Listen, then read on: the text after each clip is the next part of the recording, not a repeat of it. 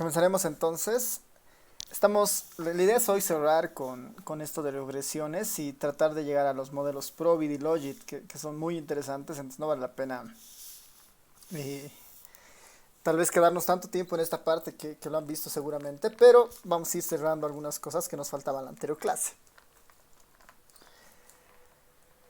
A ver, simplemente para redondear algo, estábamos viendo el tema de regresión para ajustar y tratar de entender el comportamiento del salario, ¿no? El comportamiento del salario de las poblaciones. No habíamos identificado dos poblaciones, ¿no? La primera población y la segunda estaba más vinculada, si recuerdan, a los jefes del hogar, ¿no? Había toda una base de datos para esto, ¿no? Teníamos justamente una base de datos de personas y otra base de datos a nivel de los jefes del hogar. Y estábamos entrando justamente a validar el modelo, ¿no? Estábamos entrando justamente a validar el modelo. Para eso, una de las últimas bases, uno de los últimos modelos, lo habíamos llamado nuestro modelo en general, ¿no? Recordaremos el último modelo que estábamos manejando, que era justamente este, ¿no? Que era el que tenía de alguna manera el mejor ajuste, que era los de los jefes del hogar, que tenían factores, que tenían los años de estudio como factores, mujer, teníamos la edad, total de horas y el área, y bueno, todas las variables eran significativas, ¿no? Todas de alguna manera explican en alguna medida el comportamiento del ingreso laboral. Habíamos entrado a tratar de hacer nuestra primera aproximación a uno de los supuestos iniciales, que es la distribución de los sesores, ¿no? Es la distribución de los sesores. Para eso habíamos visto varios comandos, como el comando residuals, que nos daban un acceso al error del modelo, ¿no? A los sesores estimados, ¿no? Ahí están los sesores estimados del modelo. Y a partir de este podíamos un poco imaginarnos la forma de la curva, ¿no? Una aproximación a la densidad empírica, ver a la cual nos tendríamos que asimilar, si es que fuera normal específicamente esto, y después de eso habíamos visto algunos test de normalidad, como el de Anderson o el de Lilliford, ¿no? Que en ambos casos nos salían que no eran significativos, perdón, que no eran normales, ¿no? No podemos asegurar estadísticamente que existe normalidad de los sesores, y eso es un problema porque no es lo óptimo, ¿no? No es lo óptimo. Habíamos dicho que podría ser por la presencia de valores atípicos, ¿no? Podría ser por la presencia de valores atípicos. Y la opción que teníamos era justamente quedarnos con restringir de alguna manera. Bueno, el dato antes de hacer la restricción era otro, que debemos tenerlo por acá. Ya. La opción era tratar de reducir justamente los valores atípicos, ¿no? Un criterio hubiera sido quedarnos solamente con el percentil 5 y 95, ¿no? Eliminar a los percentiles 5 y 95, ¿no? Hacia arriba y hacia abajo. Y generar una base de datos de ese estilo y a partir de eso un poco explorar el comportamiento de los datos, ¿no? Y mirar, digamos, que sí se había controlado un poco los valores perdidos y teníamos eso, ¿no? Y a partir de eso teníamos un modelo sin datos atípicos, eh, tal vez con un ajuste menor, si recuerdan de la anterior clase, un ajuste de 0.29, que había mejorado levemente, ¿no? Tal vez la curva se ajustaba más a la normal de interés, que es la línea roja, pero no seguía, no terminaba siendo normal según los tests de normalidad, ¿no? No terminaba siendo normal. Incluso habíamos dicho que un test más fuerte podría ser el de Kolmogorov-Smirnov, que trata de comparar toda la distribución en todo el recorrido, y tampoco, digamos, si buscamos un test más fuerte, eh, que compare toda la distribución, tampoco llega a ser normal, ¿no? Eh, una salida muy sencilla o muy directa de esto, antes de entrar al siguiente ejemplo, bueno, a la siguiente medida. ¿Qué tal si voy a hacer el plot del modelo uno que estamos viendo ahora? Para que veamos algunos gráficos, ¿no? Estos son, por ejemplo, ¿no? Este gráfico es uno de los que más nos puede ilustrar para saber por dónde tenemos que atacar este problema. Es el gráfico del normal QQ, ¿no? Eh, de alguna manera, ¿no? De alguna manera lo que nos dice o lo que nos revela es, eh, esa distribución se tiene un comportamiento a nivel de los residuos normal en todos los puntos que están sobre la línea punteada, ¿no? Todos estos puntos son normales, dice, ¿no? De alguna manera. Eh, pero los problemas los tenemos por aquí abajo, ¿no? Los tenemos aquí abajo. Estos son los valores que seguramente están atentando o afectando la normalidad de los valores. Este es el problema básicamente, ¿no? Una salida muy fácil, muy directa, sería, bueno, puedo calcular justamente los residuos estandarizados y estos cuantiles teóricos, y explorar más o menos qué estará pasando acá, ¿no?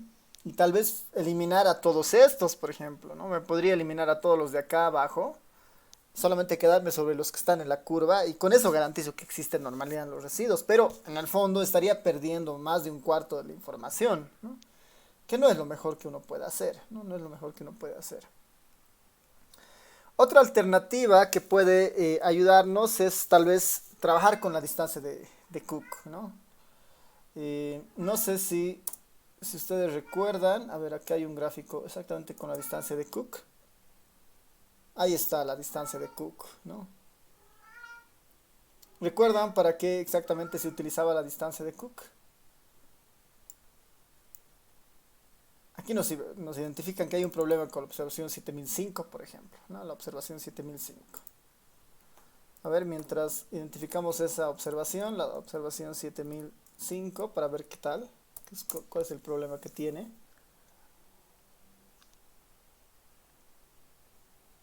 ¿Recuerdan más o menos cuál era?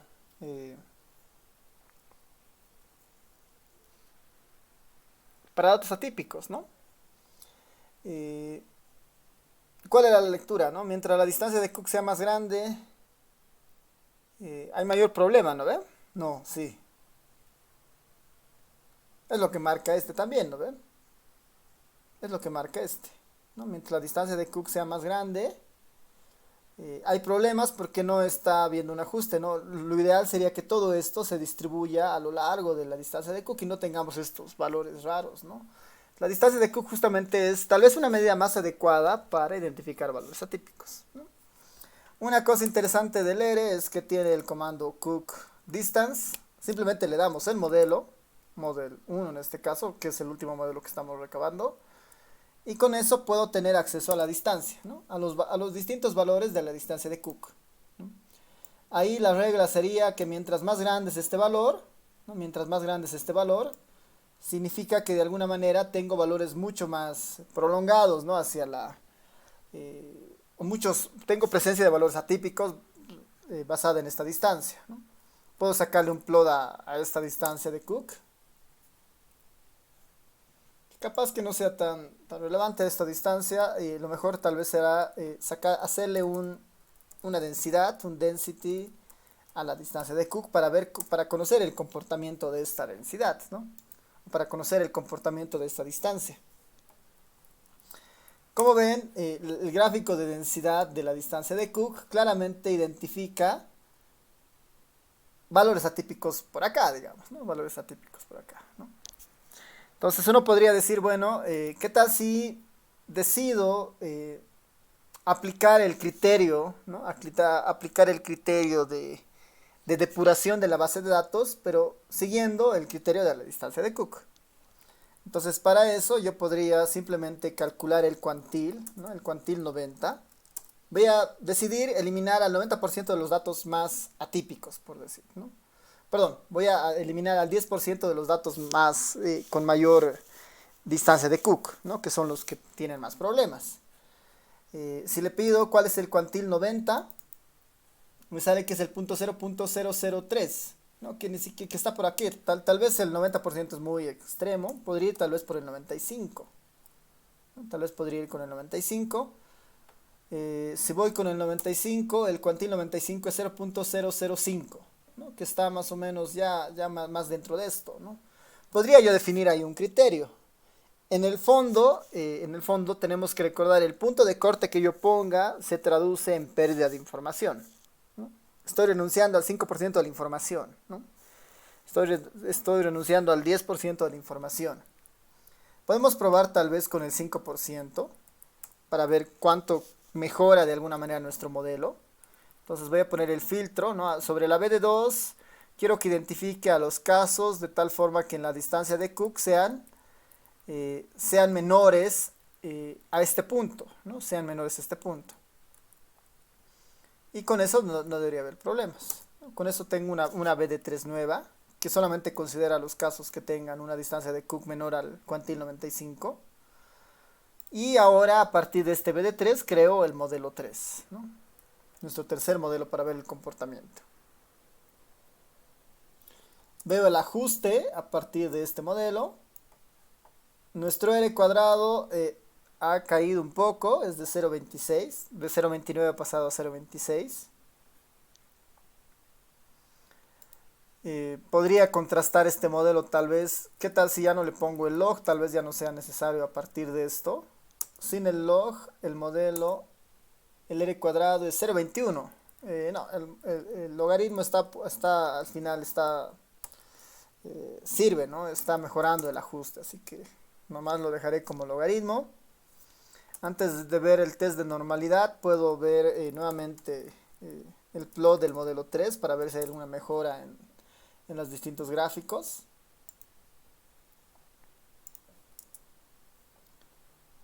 Los residuos versus los ajustados, ¿no? Los valores ajustados versus los residuos. Igual deberían estar distribuidos cerca de la línea en el mejor de los casos. Residuos a menos 2, 2, está bien, no hay muchos valores ahí extraños. Si vemos el test de normalidad, siguen habiendo valores bajos, ¿no? En los cuantiles teóricos que no están cerca de la línea. Y si vemos los residuos estandarizados versus los ajustes, ¿no? Igual ahí como que ya están más distribuidos a lo largo del gráfico, pero siguen siendo tienen demasiado ancho, digamos, respecto a la línea que está ahí presente. Y bueno, ya la distancia de Cook ha mejorado, ¿no? La distancia de Cook ha mejorado, ya están más distribuidos, ¿no? Siguen habiendo casos, ¿no? Como los de acá, pero son menores, ¿no? A los que habíamos visto antes. Podría nuevamente ver cómo se comporta la distancia de Cook en términos de gráficos antes de ver la normalidad. Veo la distancia de Cook para el modelo 3 ahora. O bueno, directamente puedo pedirle el plot de la densidad empírica de la distancia de Cook. Sigue habiendo una cola ahí en la distancia de Cook que sigue molestando de alguna manera, ¿no? Tal vez el criterio hubiera sido nomás mantener el 90, ¿no? ¿Qué tal si la mantengo en 90 acá arriba? Compilo otra vez. El modelo 0.2598, no hay mucho problema. Podemos volver a ver los gráficos de ajuste para ver qué tal. Hay algo todavía y puedo seguir viendo ahora el comportamiento de la densidad de la distancia de Cook, ¿no? De este modelo 3. Del modelo 3, el gráfico de la distancia de Cook sigue siendo dispersa, ¿no? No ha variado en gran forma. Podríamos ser extremos y decirle, me voy a quedar solamente con el 50% de los valores de la distancia de Cook. Sería muy extremo, veremos qué es lo que sale con el plot. Y aún así esa cola va a mantenerse, ¿no? Esa cola se está manteniendo aún, ¿no? Y bueno, no está mejorando mucho el efecto del modelo tampoco, ¿no? Voy a volver nomás al 90, que creo que... A ver, perdón. Sí, voy a volver nomás al 90 para que no sea tan exagerado esto.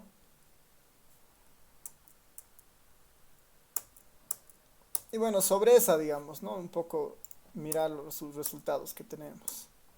Sobre esta veremos la normalidad, ¿no? Sobre esta veremos la normalidad. El test de Anderson no es normal. El test de Lilliford no es normal. El plot de estos residuos y la curva.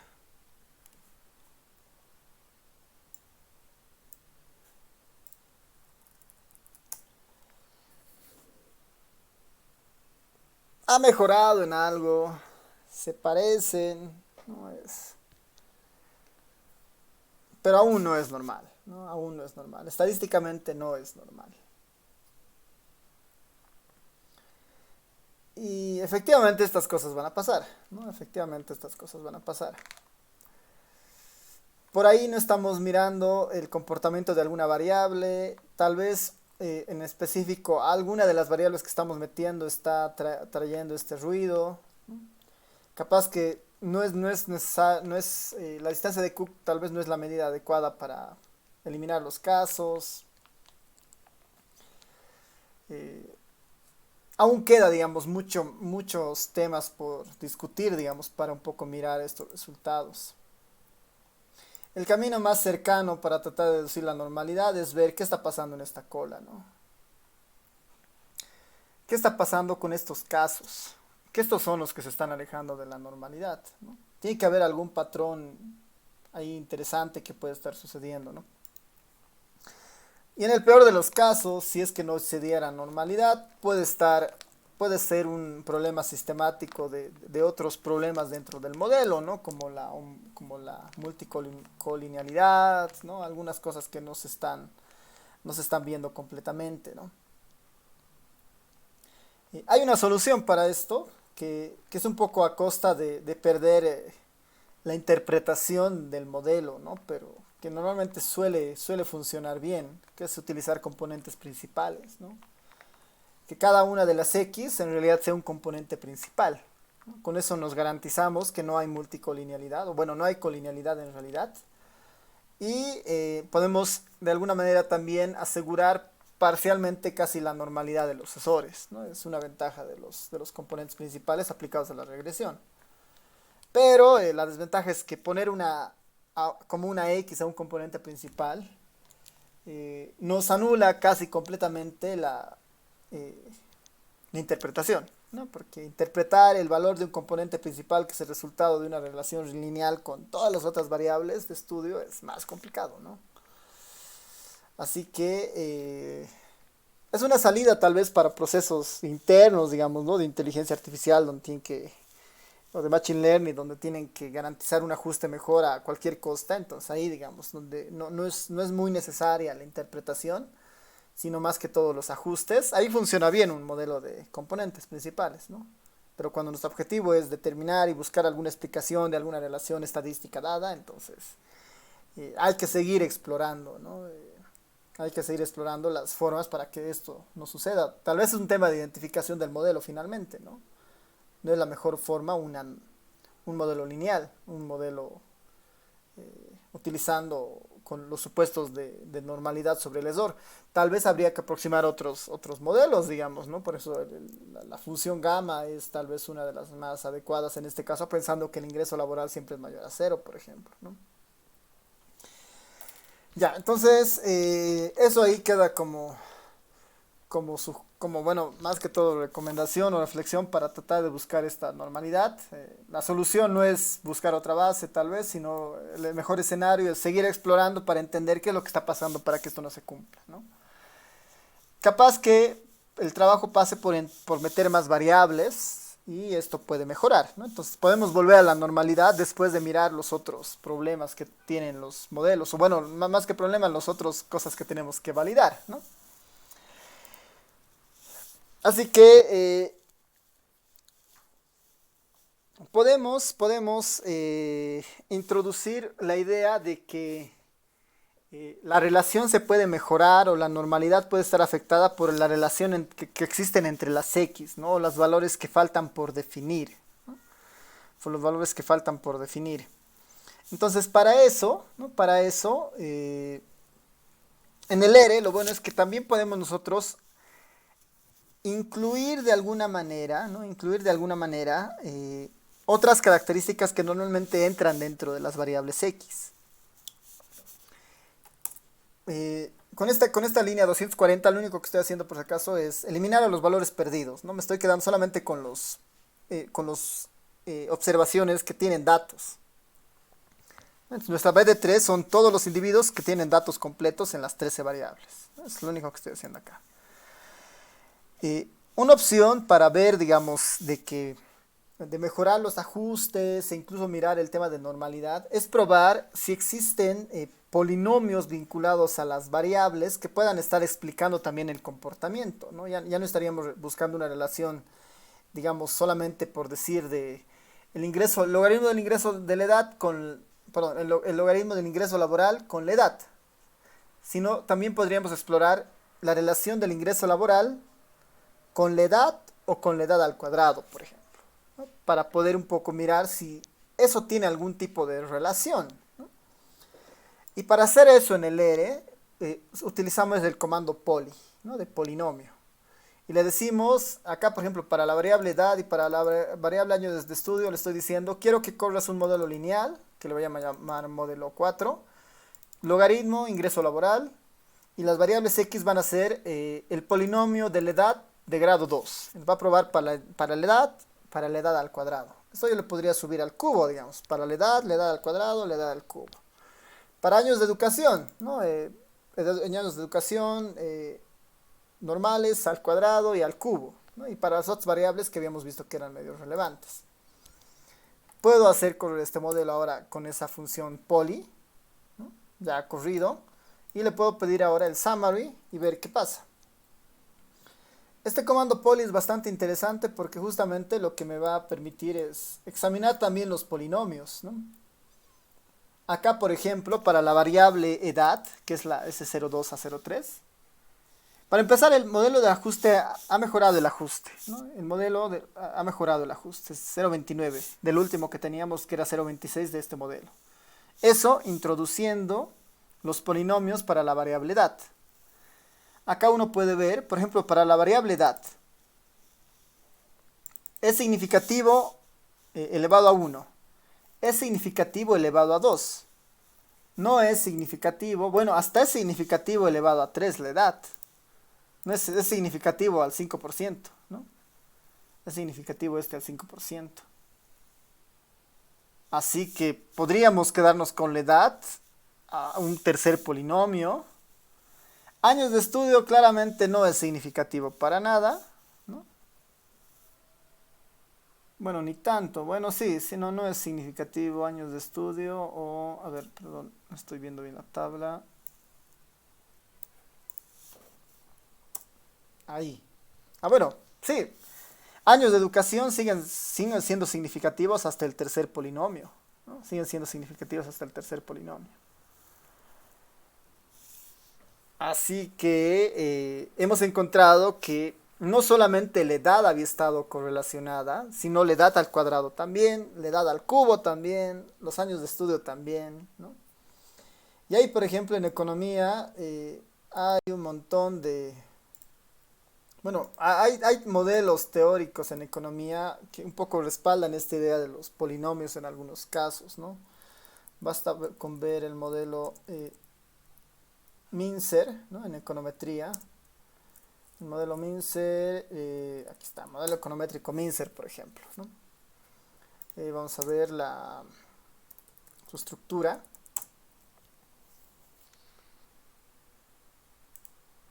Este modelo, por ejemplo, considera que el ingreso laboral se puede explicar por varios factores y uno de esos es la experiencia al cuadrado, ¿no? Los años de experiencia de las personas al cuadrado.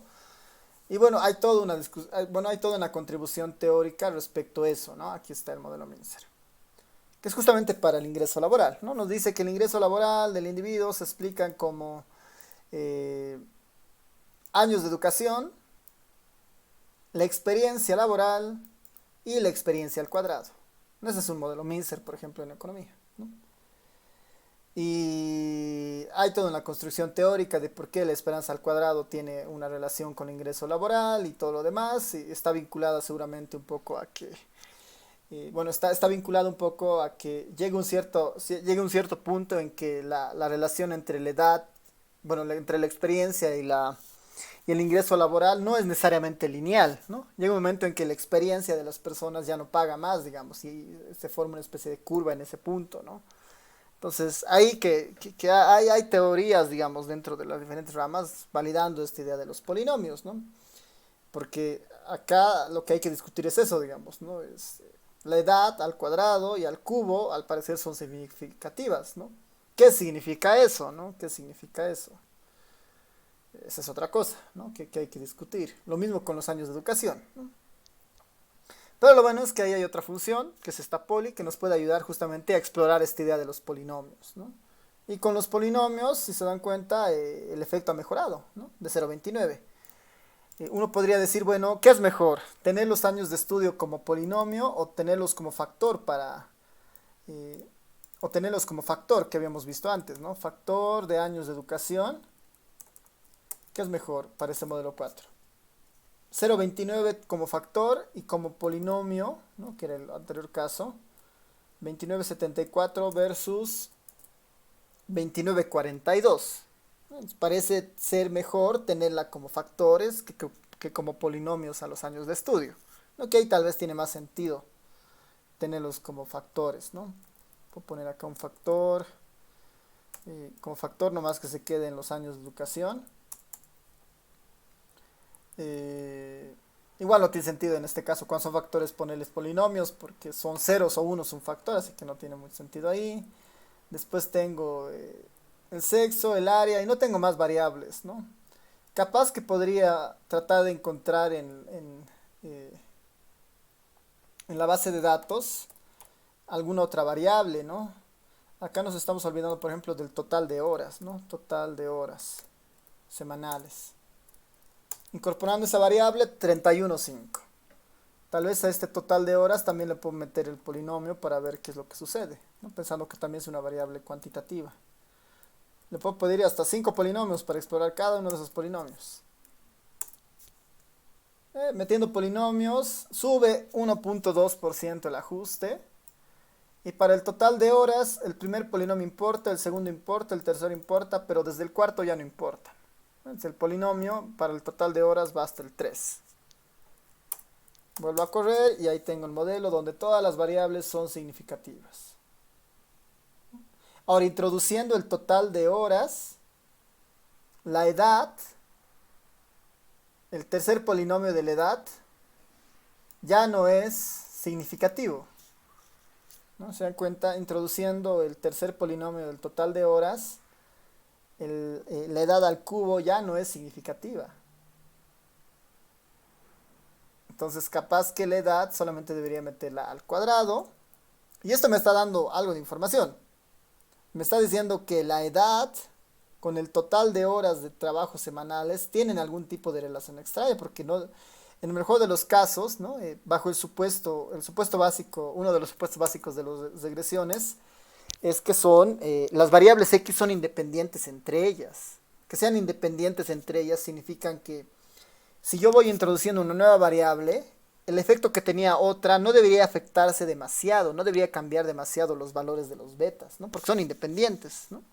De alguna manera. No debería alterarse tanto y en este caso el p-valor se está alterando basados un poco en el polinomio, por ejemplo, ¿no? Así que eso es buena información y eso nos da paso de alguna manera al siguiente punto, que es cómo de alguna manera sigue sin ser normal, por si acaso nuestro modelo sigue sin ser normal. Podemos ver incluso la normalidad después, podemos tal vez retomar, pero la colinealidad ahora, digamos, con ese efecto entre los años, contra la edad, perdón, y el total de horas, nos da una línea de trabajo, ¿no? Nos dice que de alguna manera las X están relacionadas entre ellas, ¿no? Las X están relacionadas entre ellas. Y para estar seguros de eso, pues no es nada más necesario que mirar una correlación de la base de datos de interés que estamos trabajando ahora, que es la BD3, y ver cuán correlacionadas están las variables, ¿no? Nuestra variable de interés es la YLAB. Le estamos mirando con la variable edad, que es otra variable cuantitativa, la S02, perdón, S02A03, S02A03, y la otra variable es el total de horas, por ejemplo, el total de horas semanales.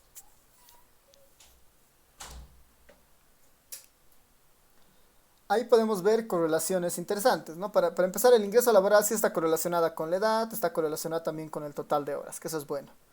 Lo que no debería pasar es que el total de horas tenga algún tipo de correlación con la edad, pero sí tiene una correlación y tiene una correlación negativa. Es baja, pero es una correlación al fin, ¿no? Al final es una correlación. Entonces, deberíamos considerar incorporar de alguna manera esto, ¿no? Esta información de que están correlacionadas, ¿no? ¿Cómo hacemos eso en el ERE? ¿Cómo tratamos un poco de solucionar estos problemas de colinealidad? Es introduciendo interacciones entre las variables, ¿no? Tratando de ver cómo las X eh, se vinculan entre ellas. ¿Cómo se hace esto en el ERE? Es muy fácil, ¿no? A ver, voy a aquí mostrarles para hacer el modelo 5. Nuestro modelo 5 es el logaritmo del YLAB. La edad está bien, la edad se mantiene al cuadrado con el polinomio al cuadrado. Los años de estudio habíamos dicho que el factor es el mejor. Hasta el factor, simplemente volverles un factor. Después teníamos la variable sexo que no cambia, la variable área. Y acá podemos empezar a introducir las interacciones. Ya acá podemos introducir las interacciones de diferentes formas. ¿Ya? Esta primera de acá está introduciendo la interacción entre el sexo y los años de educación. El sexo y los años de educación. Pensando que igual debe haber algún tipo de relación entre estas dos. Entre el sexo y los años de educación. Uno intuitivamente podría pensar que sí, ¿no? Tal vez el hecho de ser mujeres, con el hecho de, digamos, años de educación, por un tema cultural, tengan algún tipo de penalidad en algún punto, porque hemos visto que el ingreso laboral se muestra de esa forma. Esta es una interacción. ¿Cómo se introduce la interacción? La variable, la otra variable y se separan por 2 puntos. Esto le está diciendo al ERE que compruebe también las interacciones entre estas variables. Otra interacción, el área con los años de estudio, que igual debe tener alguna relación, ¿no? Al menos intuitiva, uno podría pensar que los que estudian en el área urbana o rural tienen diferentes años de educación, justamente por los accesos no sé, a las universidades, digamos. No es muy común encontrar una universidad en todas las áreas rurales, entonces tiene que haber algún tipo de correlación ahí adentro, ¿no? Y bueno, igual podríamos introducir otras variables, ¿no? Igual podríamos introducir otras variables, como por ejemplo esta de acá, ¿no? Podríamos introducir el exponencial de los años de educación, si pensamos que esa introducción tiene algún tipo de sentido en nuestro modelo, ¿no? O tal vez una como esta, que esta vez la voy a sacar por el momento para contarles qué es lo que hace después, sin esa i todavía, que es otra forma también de introducir. A ver, veremos sin esa i inicialmente, para ver este modelo 5. Y bueno, a todas estas le incorporaremos la que acabamos de encontrar. Incorporaremos el total de horas y también incorporaremos, incorporaremos el total de horas, que ya estaría ahí. Y veremos qué tan bueno es incorporar el total de horas, que no va a ser del todo bueno, con la edad, ¿no? Que era otra variable. Podemos ver esto más para ver qué es lo que sucede. Pero no era la edad, era es esta. El total de horas con la edad. Ahí está nuestro modelo 5 que corrió. Y ese es el modelo 5. Este es el modelo 5.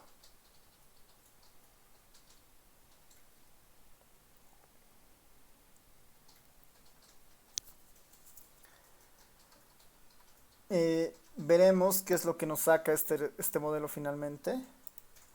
El ajuste no ha sido tan bueno, no ha mejorado mucho el ajuste, 0.3247. No hemos encontrado interacciones interesantes, pero hemos identificado que algunos factores ya no son determinantes, ¿no? Años de estudio 1, 2, 3, 4 ya no importan al momento de introducir algunas interacciones. Veremos, por ejemplo, alguna de estas. ¿Dónde estás? La exponencial de años de estudio no se puede evaluar, ¿no? Debe tener problemas de tener problemas al momento de construir esta variable, la podemos sacar, significa que no nos interesa. El total de horas sigue siendo significativa. La primera interacción de interés.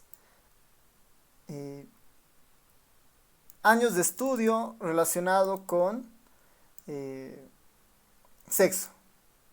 Sí es importante, ¿no? Sí debería permanecer. Años de estudios con mujer no se puede calcular porque justamente entraría en conflictos con esto y la matriz no sería invertible, ¿no? Área con años de educación. Igual es importante. No, igual es importante. Total de horas con la edad. No es significativa, ¿no? Hasta aquí igual ya podríamos deshacernos y decir, bueno, esta no es importante. El total de horas se mantiene. La exponencial de años de educación es importante. Área más estudio. Está bien, creo que esa se quedaba. Y bueno, esas, digamos, ¿no? Son las que las volvería a corregir, veríamos otra vez el modelo y ahí sí, está con todas las variables que son casi significativas y con un ajuste del 0,3247, ¿no? Con un ajuste de 0,3247.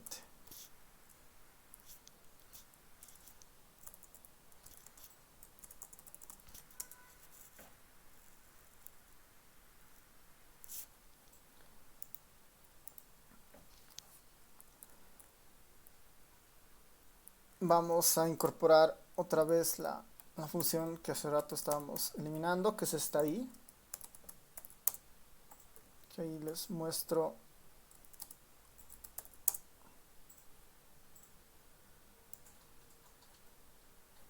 A ver, lo voy a poner más bien y ustedes me van a decir qué es lo que está haciendo.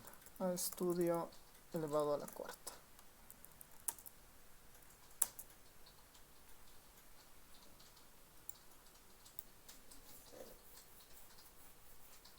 Ah, bueno, igual no está trabajando.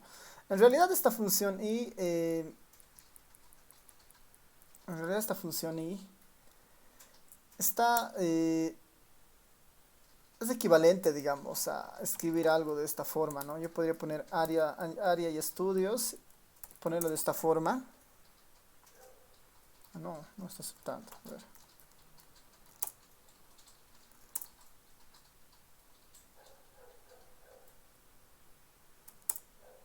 Ya, es otra manera de poner los polinomios, ¿no? Igual me debería permitir poner estos años de educación. A ver, denme un momento.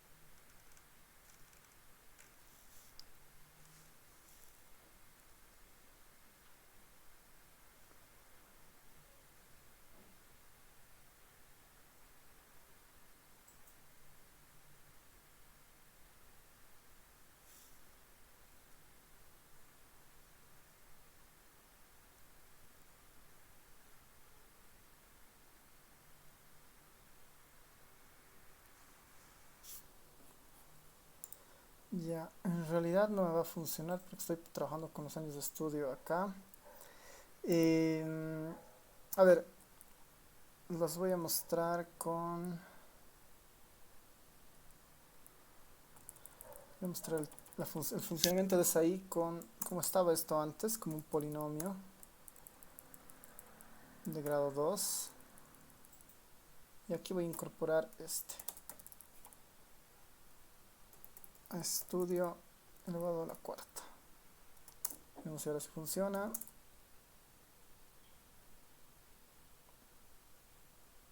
Ahí está bien. Eh, este función i es un poco más específica, ¿no? El polinomio, el polinomio lo que hace es, ¿no? Me genera cada uno de esos polinomios, ¿no? Es uno, 2 hasta el que yo le pida. Eh, yo podría pedirle exactamente el polinomio cuarto, digamos, ¿no? Una opción sería, sin poner el i, decirle, bueno, quiero introducir la variable años de estudio elevada a la cuarta, ¿no? Años de estudio elevada a la cuarta. Si hago esto, si se dan cuenta, no está funcionando, ¿no? No puedo introducir exactamente ese polinomio dentro del modelo, ¿no? No puedo introducir. Pero para introducir exactamente el polinomio años de estudio elevado a la cuarta, se utiliza la función i, ¿no? Para decirle que exactamente siga el procedimiento que está dentro de este. Es como una función de identidad que le dice, bueno, trabaja con exactamente esta variable, ¿no? Es como una x elevada a la cuarta. Y con eso lo que hace el modelo es introducir el polinomio, esto es años de estudio a la cuarta, ¿no? Es como el polinomio a la cuarta, ¿no? Es x a la cuarta. Entonces, aparte del 1 y el 2, estoy poniendo el polinomio también cuarto, ¿no? Es principalmente por eso. Ahora, ese no se ve tal vez en toda su forma cuando yo pongo este de tipo factor, porque si incluyo ese polinomio, la función ya no es invertible, ¿no? Si pongo esto como factor acá y le pido, este polinomio ya no tiene sentido porque al ponerlo como variables dummies, seguramente este modelo ya no es invertible, ¿no? Capaz que acá lo que sí podría hacer es poner a la variable dat o al total de horas, digamos, ¿no? Al total de horas en un polinomio a la cuarta, digamos. Ese no va a tener ningún problema y ese va a aparecer, ¿no? Aquí estoy introduciendo el total de horas a la cuarta, que igual había sido significativo, ¿no? Igual había sido significativo. Es más que todo para poner una función específica o estricta aquí adentro para que eso funcione, ¿no? Ya, entonces ahí tenemos nuestro modelo 5 y tampoco es normal, ¿no? Haciendo estas correcciones tampoco es normal. Pero ya tenemos herramientas para o introducir interacciones, o introducir polinomios, o introducir funciones específicas dentro de la regresión, ¿no? Que sería con este comando i, ¿no? Con este comando i. Justamente hace esa idea de convertir los objetos, ¿no? Es como que damos la función y esa función se refleja en el i y esa entra en el modelo en realidad, ¿no?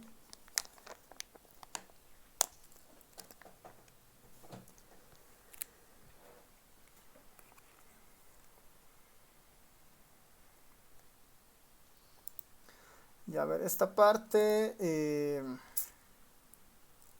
voy a mostrar este otro comandito.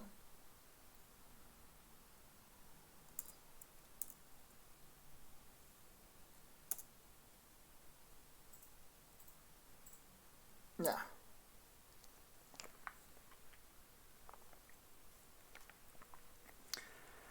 A ver, la librería más tiene este comando, es el RLM, ¿no? El RLM, que es un poco más automático, ¿no? Es un poco más automático, eh, que trata un poco de corregir estos problemas con los valores atípicos en el R, ¿no? Y trata de hacer justamente un ajuste a modelos más robustos, ¿no? Que es una opción, ¿no? Que es una opción en el fondo, igual hace una especie de trabajo sobre los valores perdidos, ¿no? Tiene un trabajo interno este RLM, ¿no? Que, a ver, les voy a mostrar acá.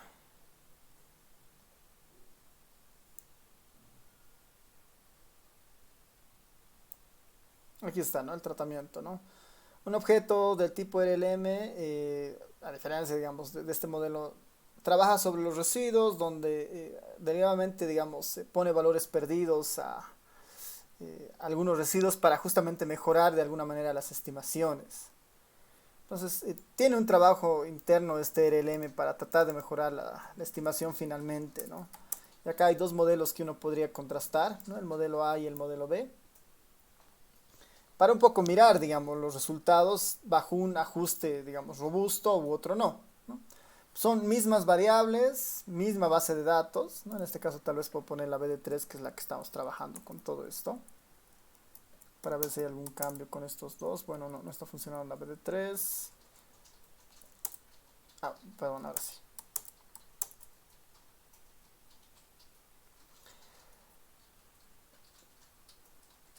Está nuestro modelo A y nuestro modelo B, ¿no? El modelo A ha sido corrido con el comando RLM y el modelo B ha sido corrido con el comando normal, LLM. Mismas variables, misma base de datos, diferente comando, ¿no? Diferente comando. ¿Dónde notan las diferencias?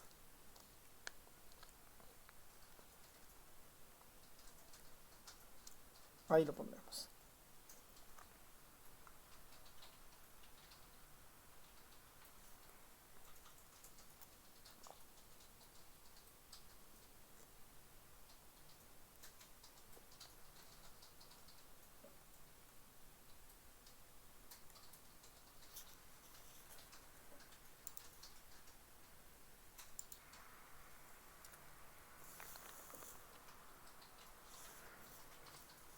El RLM trata un poco de mejorar las estimaciones, tratando de evitar la presencia de los valores atípicos, ¿no?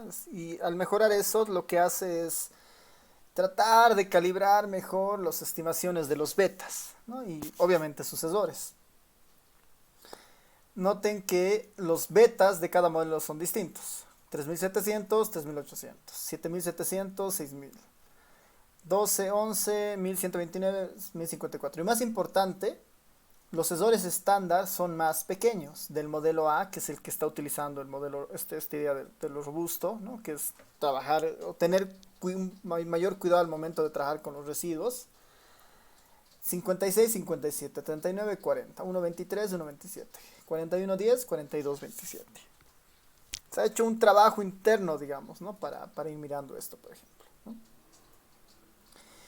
Ya, entonces, a ver, para ir avanzando, otro indicador para validar modelos en términos de colinealidad, la estadística que nosotros deberíamos de mirar es el BIF, ¿no? Es nuestro indicador de inflación de la varianza, ¿no? No sé si recuerdan de su clase de modelos lineales. Para ver colinealidad teníamos que evaluar justamente, perdón, ¿no? El variance inflation factor, ¿no? Es nuestro indicador eh, ¿cuál sería la traducción más correcta? Tenemos que ver la inflación de la varianza, ¿no? Los factores de la inflación de la varianza, el BIF. Y para eso, para habilitar este BIF, tenemos que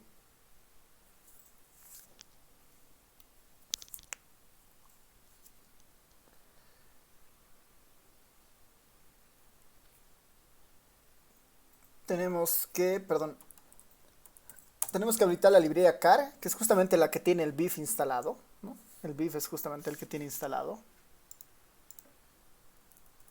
Y sobre este vemos justamente, hacemos el test de prueba del BIF, ¿no?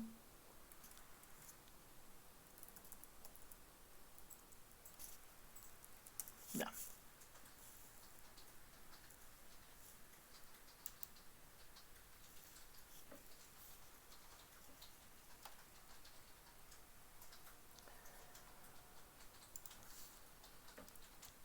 A ver,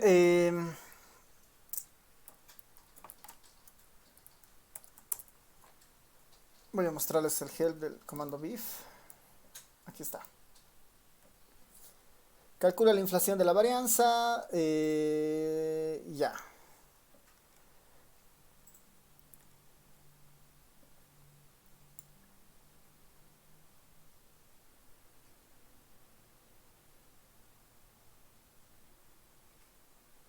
BIF, la libertad, ¿dónde están sus...?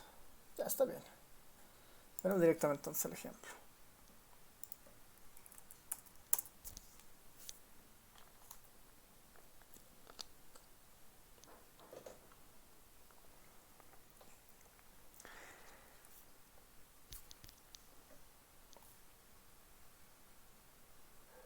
A ver, el, este indicador BIF se utiliza para verificar si existe multicolinealidad, ¿no? Multicolinealidad dentro de las variables que hemos introducido, ¿no? Ese es básicamente el objetivo del BIF, ¿no? ¿Cuál es la idea? Primero, no sé si recuerdan no sé si recuerdan eh, la manera en la que se construía este BIF en modelos lineales, ¿no? ¿Alguien recuerda más o menos cómo funcionaba? ¿No? Es una idea de entra, sale dentro del modelo y se mira los ajustes, ¿no ven? ¿Sí? ¿Alguien recuerda?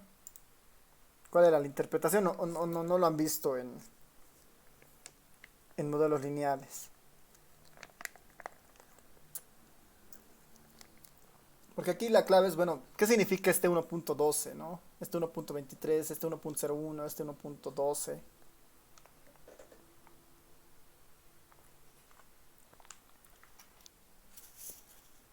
¿Recuerdan cómo se calcula el BIF?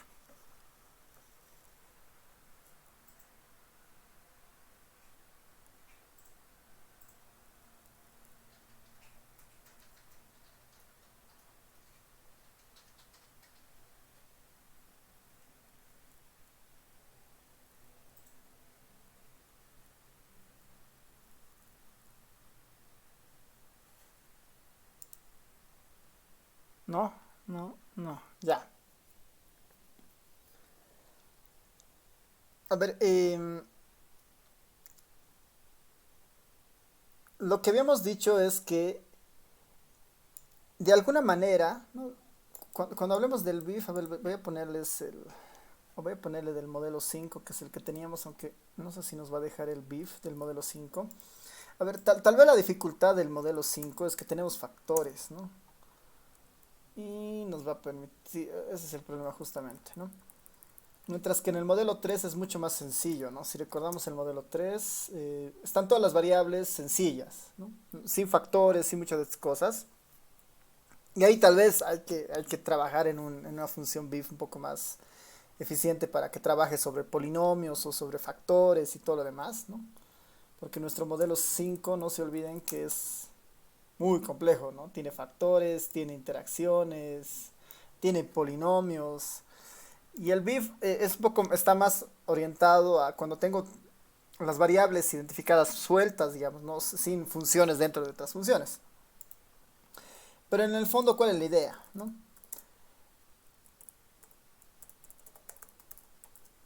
Lo que hemos dicho antes es que si yo voy sacando a una variable, ¿no? No debería variar o cambiar mucho la forma de los betas, ¿no? No debería alterarse mucho la forma de los betas. Si se van alterando, ¿no? Si se van cambiando, ¿no? Si yo saco, por decir, al S02 a 03, estos betas de acá no deberían cambiar mucho, no deberían alterarse. Pero si se alteran, significa de alguna manera que esta está correlacionada con estas otras variables, porque está generando un cambio en los betas. Esa es un poco la idea, ¿no? Y el BIF finalmente se calcula como una relación inversa del ajuste de los seres, ¿no ves? 1 menos 1 dividido entre 1 menos R de I, digamos, ¿no? Una idea más o menos de ese estilo. Bueno, del RI cuadrado, digamos, ¿no? Es como una idea de variaciones a nivel de cada variable al momento que existen estos cambios, estas introducciones, estas entradas y salidas de las variables, ¿no? ¿Cuánto se está moviendo el R cuadrado al momento de introducir y sacar algunas variables? Es un poco la idea, digamos, ¿no? No deberían moverse mucho, ¿no? Porque si se mueven mucho significa que hay mucha relación entre las X, ¿no? Esa es un poco la idea. Y acá lo que nos marca, digamos, ¿no? Lo que nos marca de alguna manera este BIF, a ver, ¿dónde estás? Aquí está, ¿no? BIF modelo 5, no, modelo 3, perdón. Lo que nos marca este BIF de alguna manera es cuántos se están moviendo, ¿no? Cuántos se están moviendo. Hay una regla para este BIF y es que si la raíz cuadrada del BIF supera 2, podemos pensar que esa variable está trayendo problemas al modelo, ¿no? Está de alguna manera, tiene mucha interacción con las otras variables y una solución es meter la interacción, que puede ser una interacción normal o una interacción al cuadrado con algún polinomio. Otra opción es sacarla para que no genere tanto ruido. Y en nuestro caso, digamos, si ven el BIF es relativamente pequeño, ¿no? No es tan, no son tan grandes, digamos, ¿no? Si los elevamos al cuadrado y lo comparamos con el 2 todo está bien, digamos, ¿no? Podemos estar seguros de que sí hay colinealidad, ¿no? Sí hay colinealidad, pero es muy baja, no es muy baja. Podemos pensar que existe colinealidad cuando alguna de estas supera el 2, ¿no? Cuando alguna de estas supera el 2. En nuestro caso no supera ninguna, el 2. Podemos estar seguros de que no hay una colinealidad fuerte, ¿no? Obviamente, al ser estas distintas de uno podría pensar que sí, ¿no? O sea, que existe colinealidad, pero un grado muy bajo, ¿no?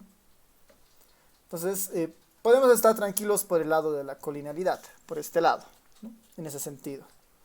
Y la regla ahí simplemente sería esta, ¿no? Es calcular el BIF. Tal vez para efectivizarla en el ERE, lo mejor que podemos hacer es del modelo 5 que tenemos, ¿no? Dado que ya hemos identificado los polinomios que sirven y todo lo demás, tratar de crear estas variables auxiliares en la base de datos e introducirlas, ¿no? En la base para tener el modelo y sobre esa recién hacer el BIF, por ejemplo. Porque lo malo es que el BIF no trabaja en el ERE con estas interacciones, con los polinomios, con el factor. No trabaja ese nivel y justamente ahí nos está identificando cuando hablamos del modelo 4. El modelo 4, por ejemplo, acá está funcionando para algunos polinomios, no para otras interacciones. Pero nos da una idea al menos, digamos, lo que es de lo que está pasando. Aquí está justamente el GBIF, ¿no? Aquí está el GBIF. La raíz cuadrada de este no debería superar a 20, ¿no? Todavía para el modelo 4 está funcionando. Para las interacciones al parecer es el problema. Así que de este modelo 4 el que me interesa en realidad es la primera columna. Que es este. Este elevado al cuadrado, perdón, o la raíz cuadrada de este, ¿no? La raíz cuadrada de estos. La raíz cuadrada de estos no deberían ser mayor a 2, ninguno de estos, ¿no? Para pensar que estamos en un buen BIF, digamos, ¿no? Está bien, digamos, podemos descartar algún sentido de colinealidad hasta el modelo 4 que tenemos, ¿no? Y el modelo 4 ya es un modelo que tiene nomás un buen ajuste.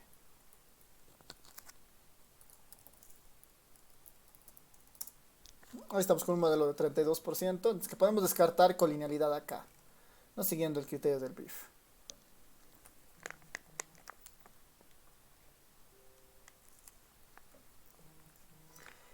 El siguiente caso, o lo que nos faltaría probar todavía, sería ver la homocedasticidad, ¿no? Sería ver la homocedasticidad o la heterocedasticidad, ¿no? Ya tenemos comandos para la normalidad, que eso se puede recurrir de alguna manera a muchos tests que se han visto en no paramétrica. Para ver colinealidad, podemos utilizar el BIF, ¿no? Este indicador de inflación de la varianza. Y ahí el criterio es si encontramos una variable que de alguna manera está afectando esto, lo más sencillo es sacar a la variable y volver a hacer el BIF. Y si no, tratar de introducir las interacciones para ver que esto se pueda mejorar. Y el último problema que tenemos en los modelos lineales sería el concepto de la heterocedasticidad. Es que la forma de la varianza de los sesores no sea constante. Ese sería lo último que deberíamos ver. Y ahí hay un test, ¿no? Es el test de Pagan. Que igual nos va a dar una idea de si la varianza es heterocedáctica, o sea, si existe homocedasticidad o existe heterocedasticidad, ¿no? Lo voy a abrir acá para mostrarles. Igual han debido ver en modelos lineales, pero el test de Breuch-Pagan es como que el más utilizado para ver justamente homocedasticidad y, bueno, hacer el test de heterocedasticidad en realidad, ¿no?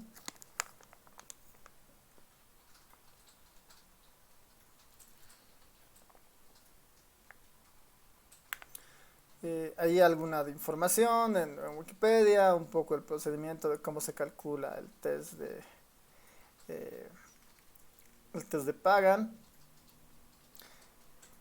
Tal vez lo más importante en esta parte, ¿no? Lo más importante de este test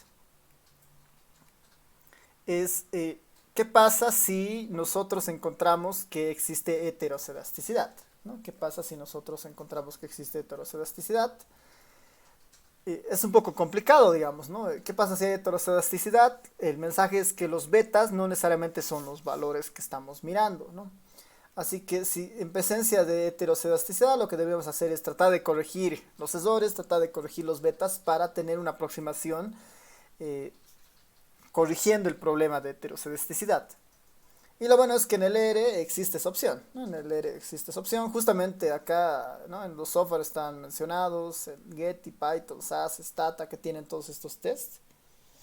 En el ERE está justamente el paquete CAR que acabamos nosotros de cargar, existen otros paquetes también, que tiene justamente la prueba o el test de Breuch-Pagan, ¿no? Breuch-Pagan, ¿no? Lo miraremos para un poco mirar, recordaremos que la hipótesis nula es homocedasticidad, ¿no? La hipótesis nula es homocedasticidad. Entonces, acá la hipótesis nula es homocedasticidad. Ya haremos el test de Breuch-Pagan. Sobre el modelo 3 o el modelo 4 que era el más completo, veremos si sobre el modelo 3 que era bastante sencillo tiene algún problema, ¿no? Vamos a cargar la librería LMTest, que es justamente la que tiene esta, y verificaremos.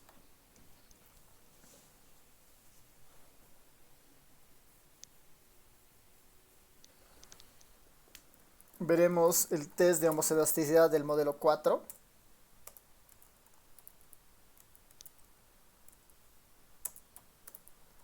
Que es otro.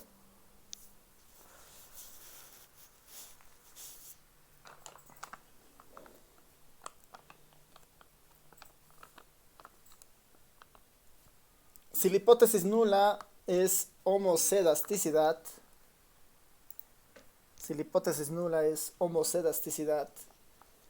y el test de Breuch-Pagan nos dice que, bueno, nos sale esto de ambos modelos, ¿qué concluimos?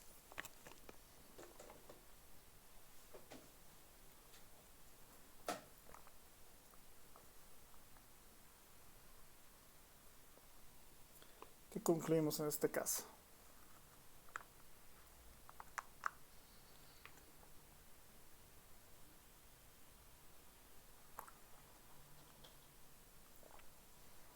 ¿Qué dice? Hay heterocedasticidad, ¿no? Eso significa que los errores no hemos podido comprobar normalidad.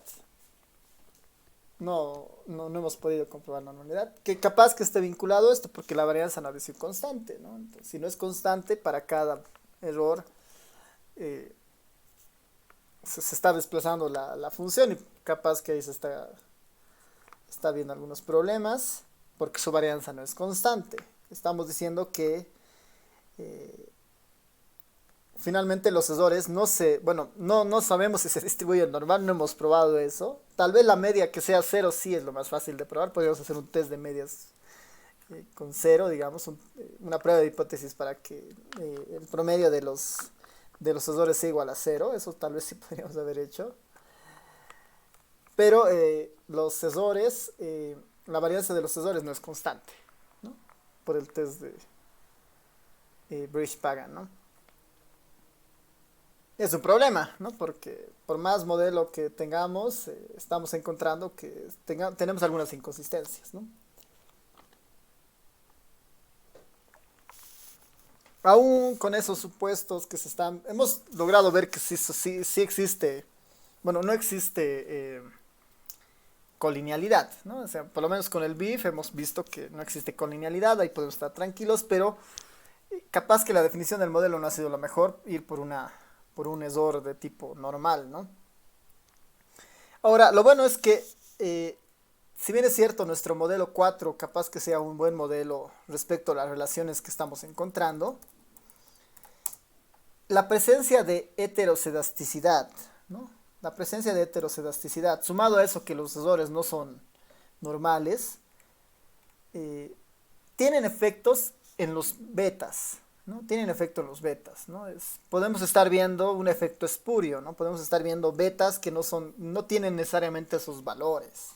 Y ese es el riesgo, ¿no? ¿Podemos descartar el modelo? No necesariamente, ¿no? Podemos decir que tenemos un modelo con un ajuste lineal del 32%, heterocedástico, con problemas de normalidad basados en presencia de valores extraños, pero podemos tratar de corregir al menos estos betas y decir, bueno, corrigiendo el problema de heterocedasticidad, ¿no? Y justamente hay maneras de corregir esta idea de heterocedasticidad. Y existe esta librería, la RMS, ¿no? La RMS, eh, que introduce una idea de robustecer los resultados que nosotros teníamos, ¿no? Hace algo muy parecido al RLM, ¿no? Trata de robustecer las salidas finales para tratar de corregir los betas que nosotros llegamos a tener, ¿no? Para tener una lectura correcta de los betas. Este RMS introduce el comando OLS que tiene un poco el mismo uso que el LM, ¿no? Es el LM. En este igual estamos en presencia de heterocedasticidad, pero con la diferencia, ¿no? Con la diferencia de que ahora puedo utilizar el comando robcop, ¿no? Que es como vamos a exigir robustecer la matriz de covarianzas donde existen algunos problemas. Vamos a tratar de robustecer el modelo, ¿no? ¿No? Es justamente, ¿no? Estimadores basados en procesos de robustez en la matriz de covarianzas, ¿no? Que son métodos para mejorar de alguna manera los betas. Ese es el fin finalmente. Le puedo decir, bueno, utilicé el modelo 1 y este modelo 1 solamente trabaja, este RobCop solamente trabaja con objetos generados por el comando OLS, ¿no? Esa es un poco la diferencia, ¿no? No es que pueda poner acá al RobCop a nuestro modelo 4, digamos, ¿no? No puedo hacer esto, me va a decir, no puedes hacer eso, ¿no? Tienes que ser un objeto OLS necesariamente.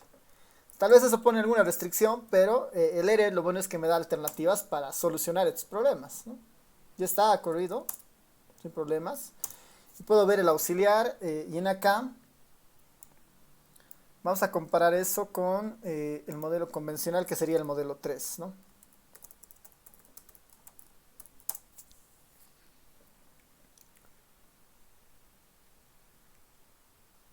Bueno, aquí no está en logaritmo. No sé si este me acepta en logaritmo. Ya está. Ahora sí, ¿no?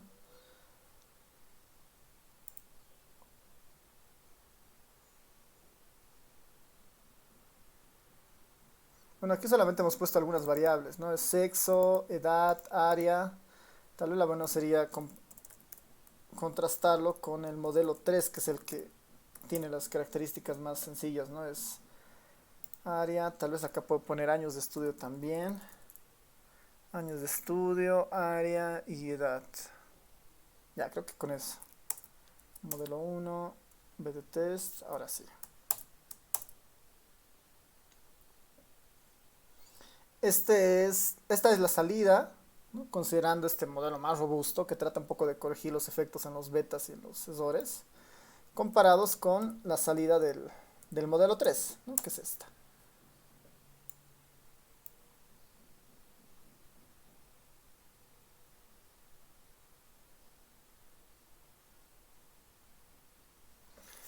Existen leves diferencias, si se dan cuenta, no existen leves diferencias.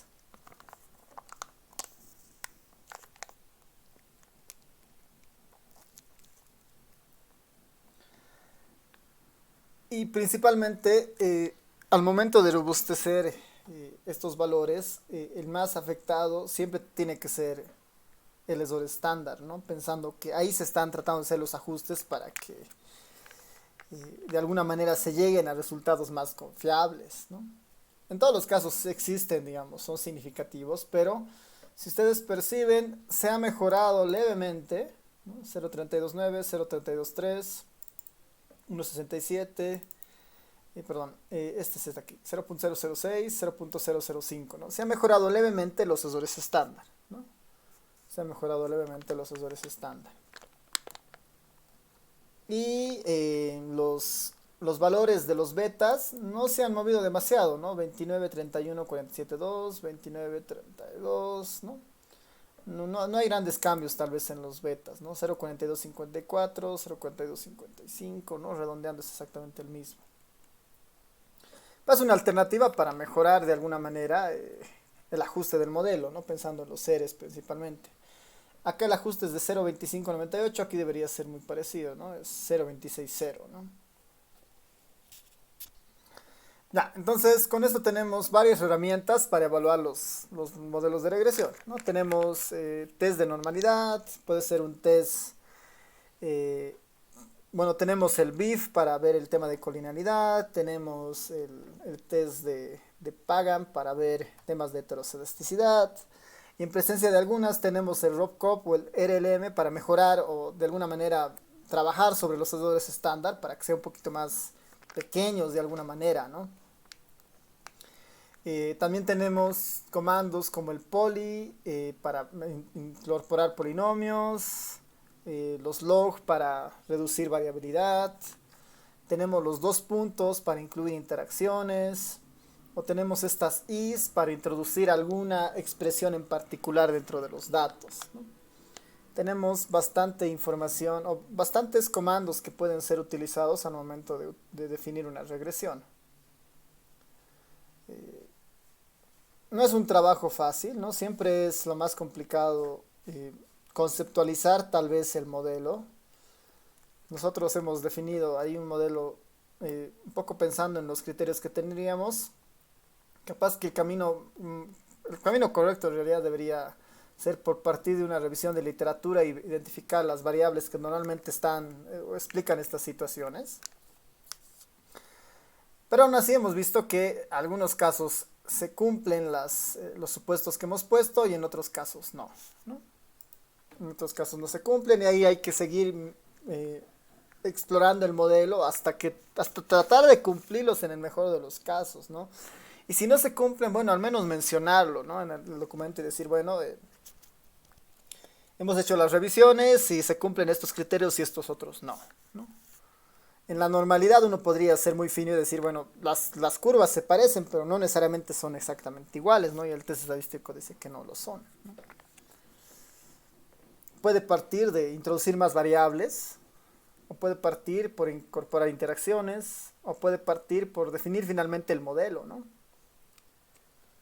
Y ahí, tal vez como para ir finalizando esto, de regresiones hay un camino muy, muy grande hacia adelante, ¿no? Y ahí están justamente la familia de los modelos lineales generalizados, ¿no? Los GLM, que tratan de romper el esquema de una función de enlace de tipo normal, ¿no? Nosotros ahora la función de enlace que estamos considerando es una normal con ciertas características, ¿no? Media en cero, varianza constante. Capaz que ahí parte nuestro error y lo mejor debería ser tratar de buscar alguna otra familia, por ejemplo, ¿no? Y eso es posible con el comando glm en el R y trabajando con justamente la parte de las familias, ¿no? Acá está la familia y nos dice qué familias uno podría utilizar para hacer estas regresiones, ¿no? Estos modelos lineales finalmente. Y ahí hay muchas familias que finalmente están más vinculadas con la forma que tiene la variable de respuesta, ¿no? La variable de interés. Si nuestra variable de interés es cuantitativa, exclusivamente cuantitativa, uno podría utilizar fácilmente la familia gaussiana, digamos, ¿no? Que es la idea de la normal, ¿no ven? Es normal con todas esas características.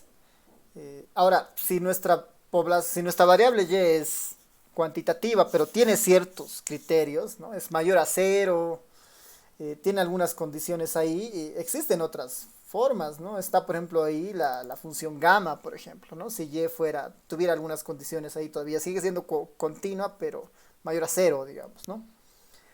Incluso si nuestra variable y es discreta, ¿no? Es cuantitativa, discreta, mayor a cero, digamos, finalmente son valores discretos, ¿no? Numerables, digamos. Capaz que ahí la mejor opción sería utilizar la familia Poisson, ¿no? Una regresión con un enlace de tipo Poisson, ¿no? Porque esto va a configurar finalmente que los sesores tienen que tener otro tipo de distribución, ¿no? Eso es lo que está planteando esta idea de las familias.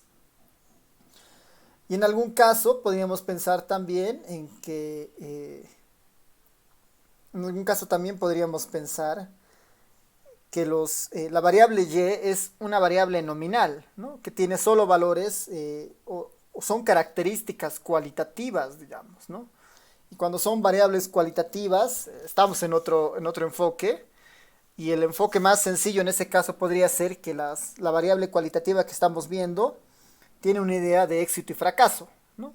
Éxito 1, fracaso 0, digamos, es como una Bernoulli adentro, digamos, nuestra variable y, que puede ocurrir también, ¿no? Éxito y fracaso. En ese caso, o sea, trabajar con un modelo lineal, con un enlace de tipo normal es un error, ¿no? Tampoco es Poisson, tampoco es gamma. Ahí el enlace correcto, y ahí justamente nacen los otros modelos que vamos a ver ahora. El enlace debería provenir de la familia binomial, que son los enlaces que están vinculados a eso, ¿no? Y están ahí los modelos Probit y los modelos Logit, que se trabajan justamente cuando la variable y justamente tiene un comportamiento binario, digamos, ¿no? Es 0, 1, 0, 1. Existen alternativas a esa, ¿no?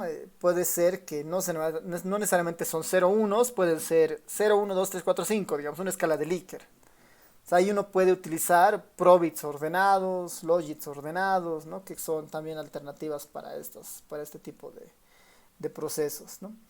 Así que el tema de regresión es muy amplio, ¿no?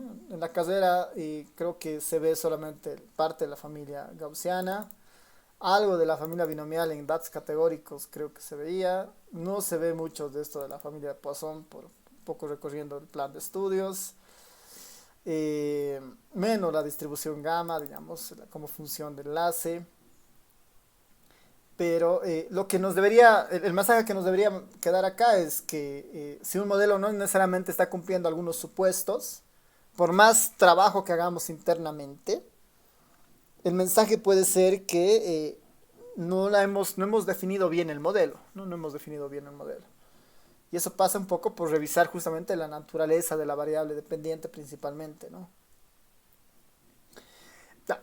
Entonces, para terminar esto, algo que nos faltaría es un paso 6, que es predecir el modelo, ¿no? Predecir el modelo. ¿Cómo,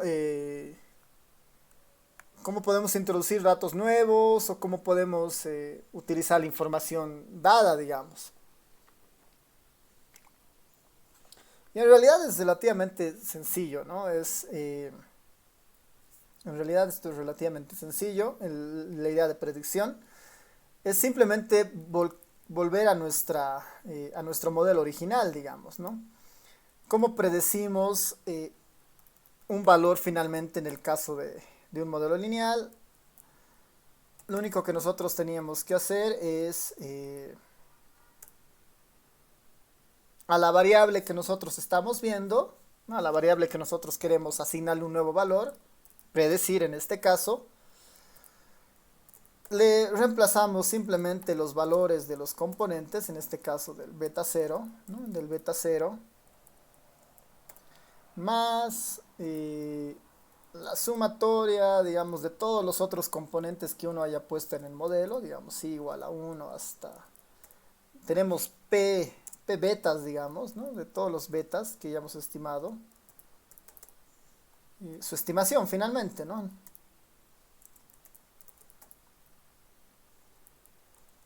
De los beta y distintos que tenemos multiplicados por sus respectivos x, y, ¿no?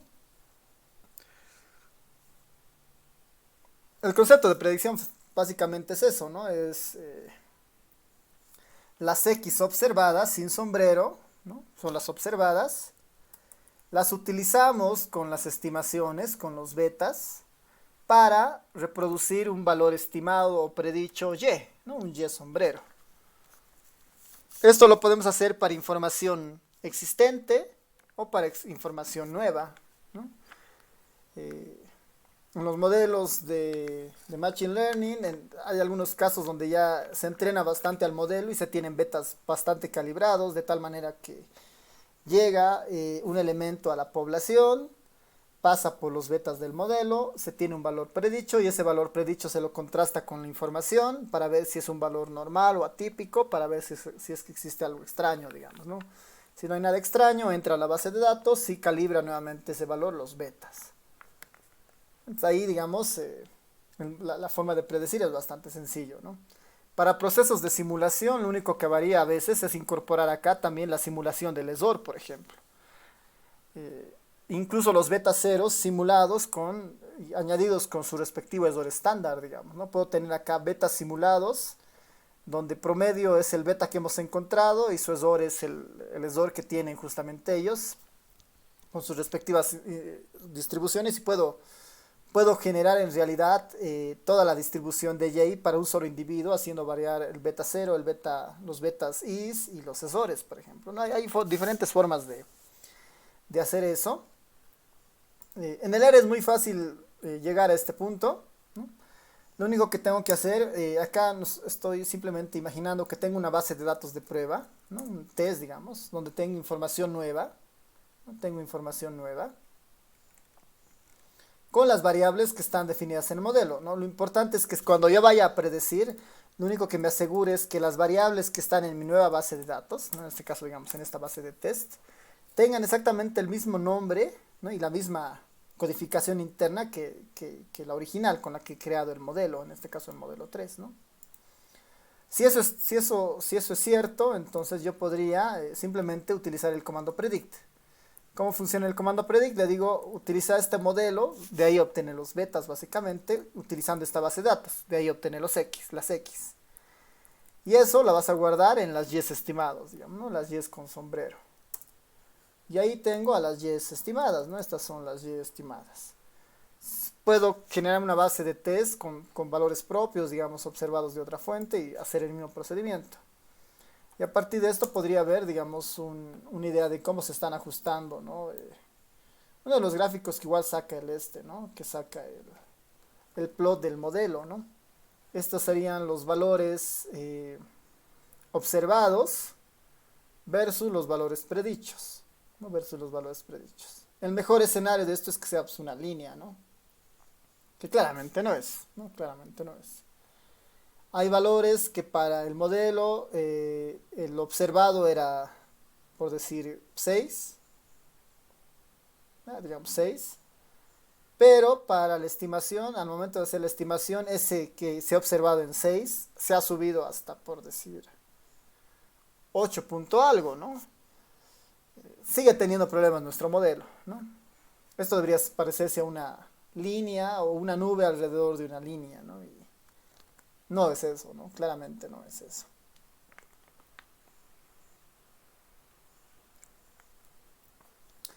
Pero sería el último paso al momento de hacer regresiones, ¿no? Que es un objetivo de hacer predicciones.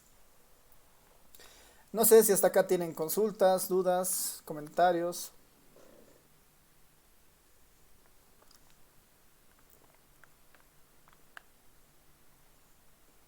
Ya, ¿para qué hacemos interacciones en las variables? Es una pregunta.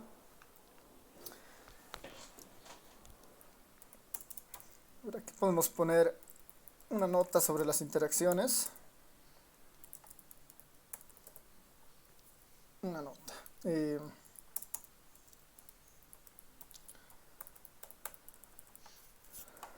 ¿Cuál es la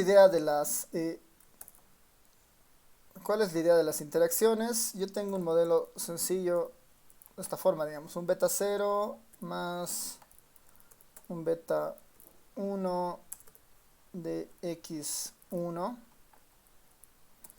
más un beta 2 de x2, ¿no? Eso es un poco lo que tengo.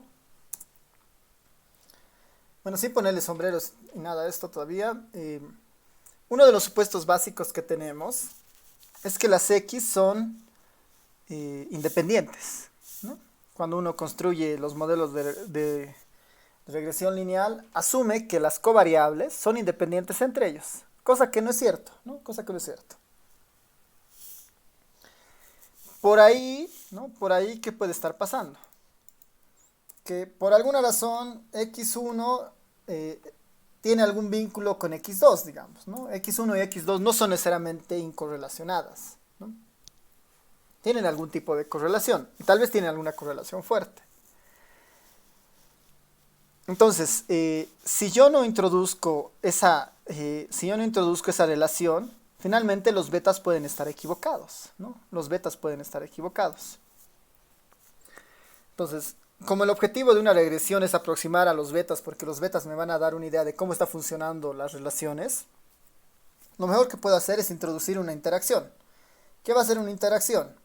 Introducir una nueva beta, aquí le voy a poner una beta 3, digamos, de la interacción entre x1 con el x2, ¿no? Con el x2. Hay diferentes tipos de interacciones, ¿no? La más sencilla sería, por ejemplo, pensar en una interacción de tipo producto, por ejemplo, x1 por x2, ¿no? Para cada uno de los valores de x1, el x2 también está afectado, ¿no? Algún tipo de cambio debería haber ahí. Entonces, esta es una de las interacciones más sencillas de utilizar, digamos, ¿no? x1 con x2.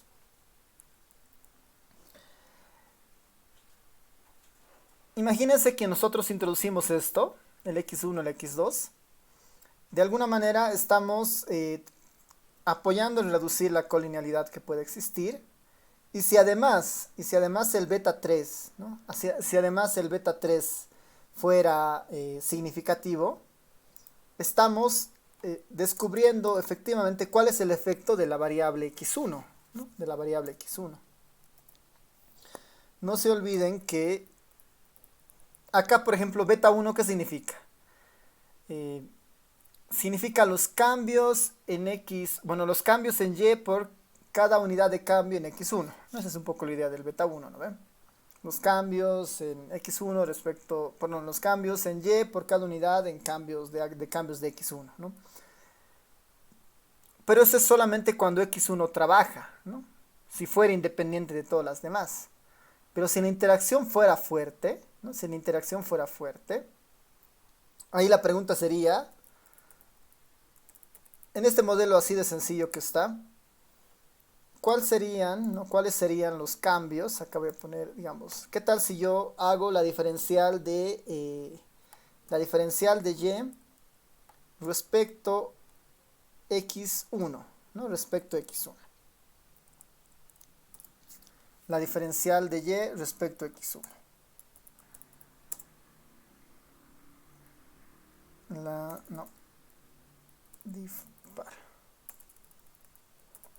Par. Ya, lo dejamos simplemente como diferencial, ¿no?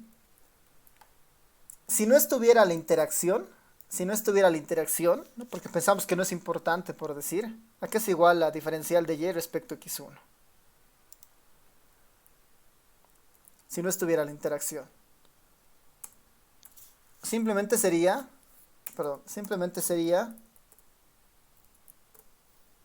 beta 1, ¿no ve? Si diferenciamos, imagínense si diferenciamos esta primera, ¿no? Si diferenciamos esta ecuación, que es la típica, digamos, la normal, sin poner interacciones, los cambios en Y por cada cambio en x1 se concentran en el beta 1. Está todo bien, digamos, ¿no? Pero si nosotros incorporamos la interacción y además demostramos que la interacción es importante, estamos descubriendo que x1 no afecta solamente con el componente de beta 1 a Y. No afecta solamente de esa forma. Si yo ahora calculo la derivada de Y respecto a x1, incluyendo la interacción, ¿a qué es igual esto?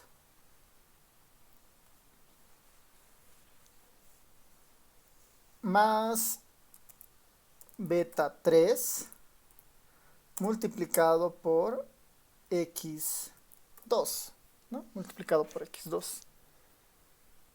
Si encuentro que la interacción es significativa, estoy encontrando en realidad que x1 no solamente está afectando a Y con el componente beta, X1 afecta a Y con una serie de relaciones. Esta puede ser otra regresión fácilmente, ¿no? Los cambios en Y respecto a X1 tienen un intercepto y tienen una pendiente que depende de X2. Y acá se está notando justamente la otra, si quieren, la relación o la función de trabajo que está vinculado a X1 y X2, digamos. Estamos implicando al momento de imponer la interacción que su diferencial también se distribuye de una forma lineal, ¿no? Así que no solamente beta 1 había influido en los cambios de Y respecto a X, sino que también el beta 3 y lo que suceda con el X2, ¿no? Lo que suceda con el X2. Esa es un poco la idea de las interacciones, ¿no? Mejorar la aproximación a estos cambios y estar seguros de las variaciones, ¿no?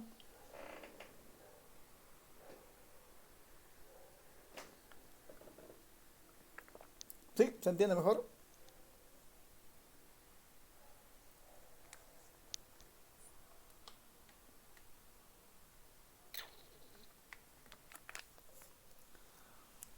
Imagínense, otro de los supuestos es, por ejemplo, que el ESOR está incorrelacionado con los X, ¿no? Si eso no fuera cierto, en esta derivada, aquí también aparecería la derivada del error respecto a X1, que no sabemos qué es, porque el ESOR, la idea es descubrir su forma y ver cómo se transforma, ¿no? Así que es otro supuesto igual que está ahí formándose, ¿no?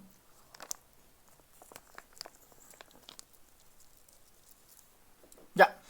Entonces, ahora podemos pasar a los logits, ¿no? Ahora podemos pasar a los probits y los logits. Para conocer un poco su estrategia y su funcionamiento, está bien, hay un ejemplo yo creo que bastante grande. No sé cuánto tiempo nos podría dar para ver esto, pero creo que la mayoría ha visto los logits y los probits en la casera, ¿no ve? No, sí. O alguien no ha visto los probits y los logits.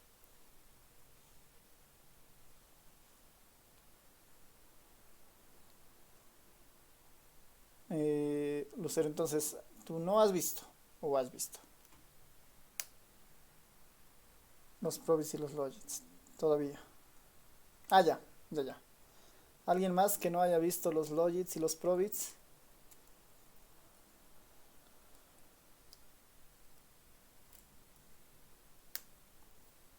Debe ser, los probits y los logits deben ser uno de los métodos más usados en la parte de Machine Learning por justamente la versatilidad que estos tienen, ¿no? Y se utilizan en varios métodos económicos, econométricos, justamente para depuraciones o igual se utiliza para aproximaciones a diseños experimentales con los métodos cuasi experimentales, ¿no? Están dentro de métodos de clasificación, ¿no? Tienen una fuerte llegada a diferentes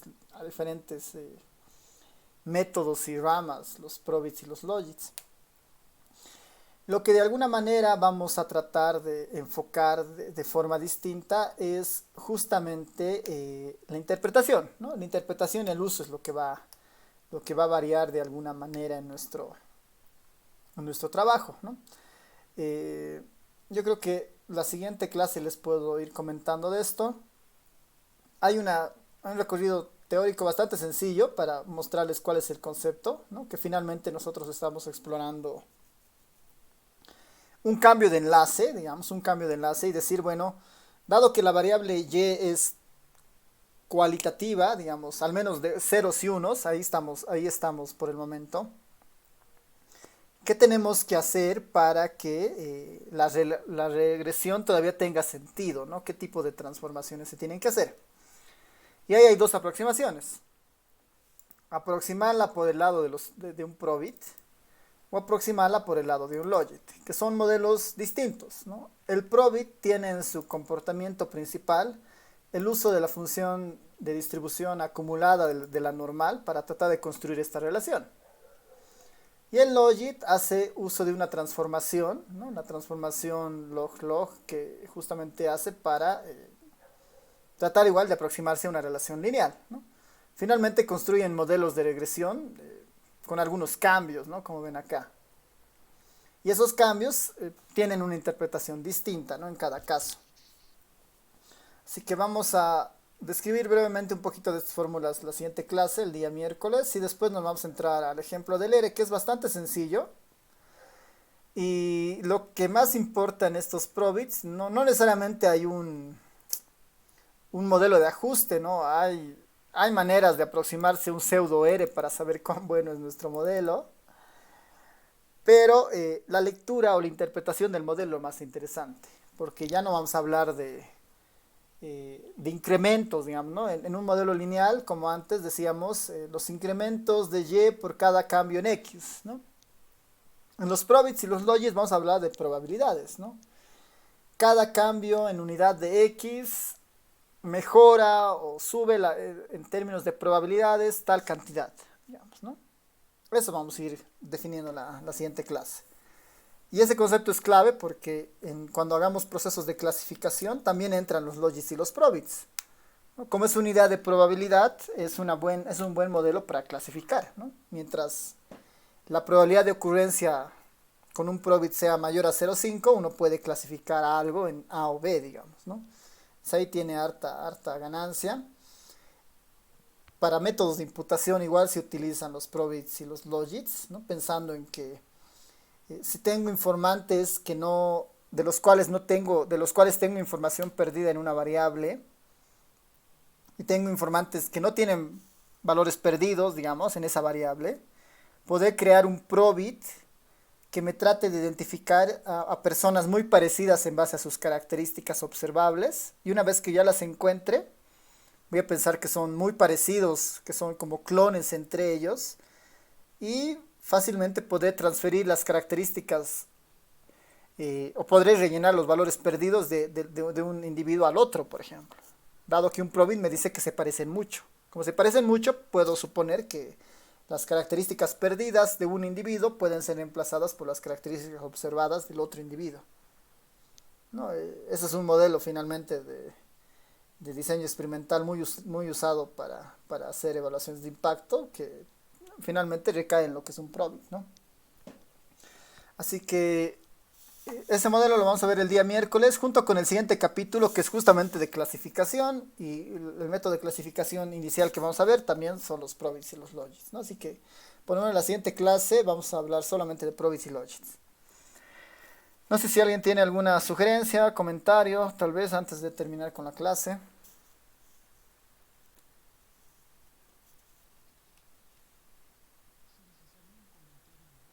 Dale.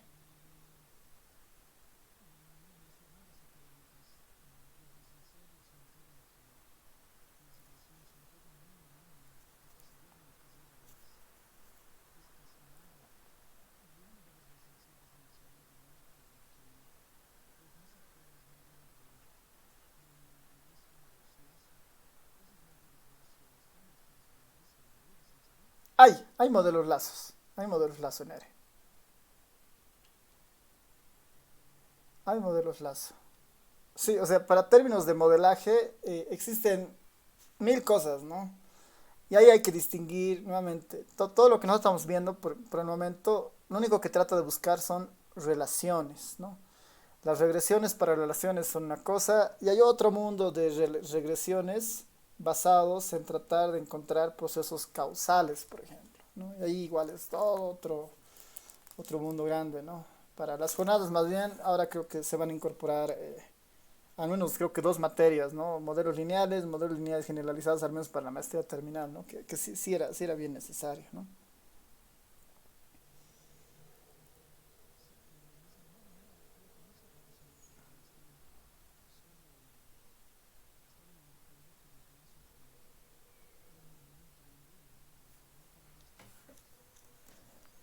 Mucha, ya. De todas maneras, lo bueno de ahora, a diferencia de antes, ¿no?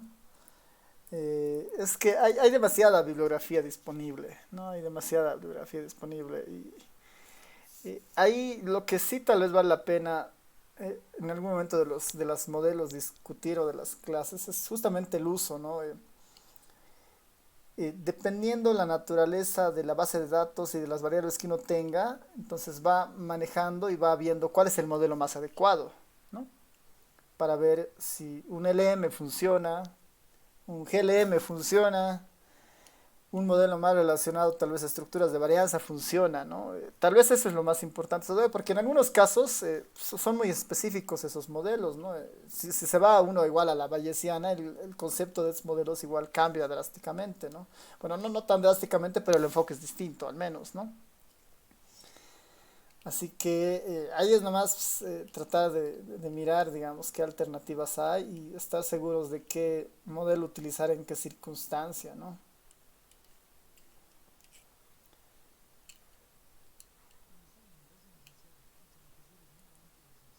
Ah, no, sí, no, nunca va a terminar de aprender todo lo que hay.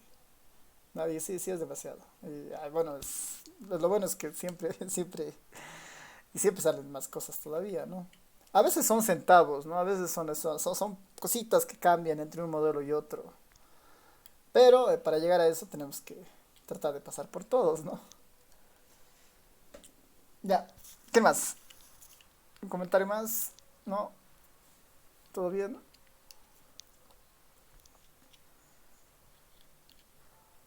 Súper. Si les interesa esta parte de modelos, al menos la parte inicial, ¿no? La parte inicial, eh, depende, ahí hay escuelas, digamos, pueden ser más teóricos, ¿no? Para entender estas, cómo funcionan, o pueden también irse más a la parte aplicada y práctica, ¿no? Respecto a tips, respecto a consideraciones básicas, ¿no? Dentro de esto.